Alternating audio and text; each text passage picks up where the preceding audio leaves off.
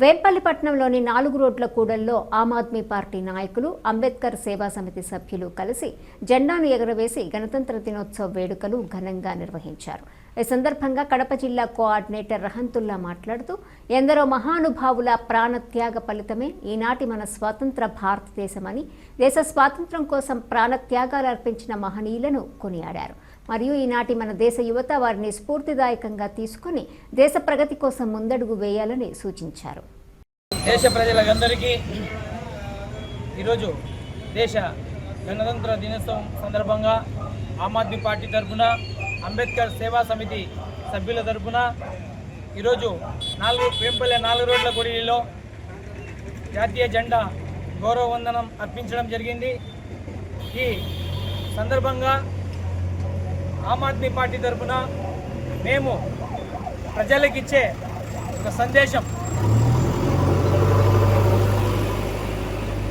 ఏమనగా, భారత రాజ్యాంగం ప్రతి ఒక్క పౌరులు, ప్రతి ఒక్క కుల మత భేదాలు లేకుండా ఐక్యత కోసం ఆనాటి మహనీయులు ఎంతోమంది తమ ప్రాణాలను సైతం లెక్క చేయకుండా ఈనాటి మన భారతదేశం కోసం, పౌరుల కోసం అన్ని విధాలుగా ప్రాణ త్యాగాలు చేసిన అంశం ఈనాటికి కొన్ని ఛానల్స్లలో ఈ రోజుకు ఆ స్ఫూర్తిని మనలో నింపేందుకు చూపిస్తున్నారు.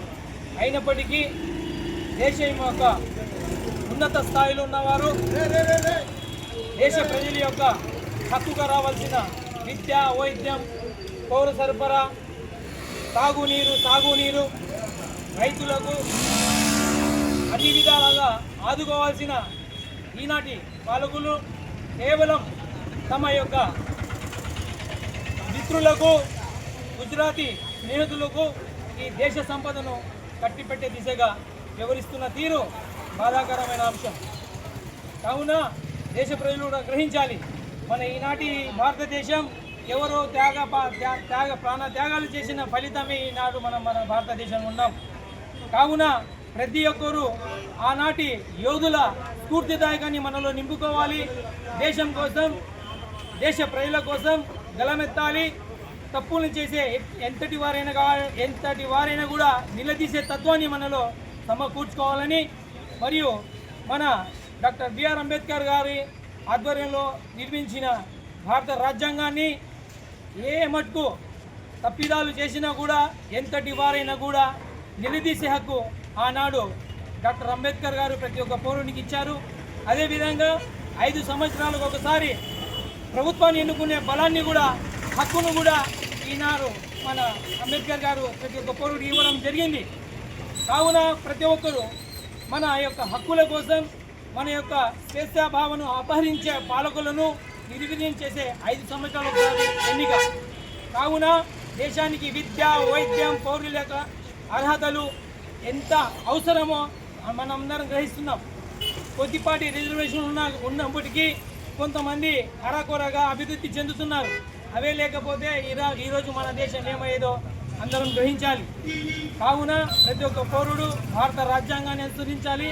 భారత రాజ్యాంగాన్ని అనుసరించకపోగా, మరియు మనం తెచ్చుకున్న భారతదేశంలో ఎటువంటి అవాంఛనీయాలు సంఘటనలు చోటు చేసుకున్నా కూడా, వాటికి ప్రేరేపించి వాళ్ళని కూడా అటువంటి నాయకత్వాన్ని గద్దె దింపేందుకు కూడా మనకు సర్వ హక్కులు కల్పించారు రాజ్యాంగబద్ధంగా. కావున దేశంలో జరుగుతున్న ప్రతి ఒక్క అంశాన్ని ప్రతి ఒక్క దేశపౌరుడు గ్రహించాలి. అభివృద్ధి వైపు మన అడుగు ఉండాలి. పరిశ్రమల ఏర్పాటు కోసం మన అభిప్రాయాలు ఉండాలి. మంచి విద్య కోసం అభిప్రాయం ఉండాలి. మంచి వైద్యం కోసం ఆలోచన ఉండాలి. అంతేగాని ఏదో ఒక 4 సంవత్సరాలకు 5 సంవత్సరాలకు వచ్చిపోయే ప్రభుత్వాన్ని, ఆ యొక్క నాయకులను నెత్తి మీద పెట్టుకొని ఊరేగింపడం చాలా ప్రమాదకరం మన భారతదేశానికి.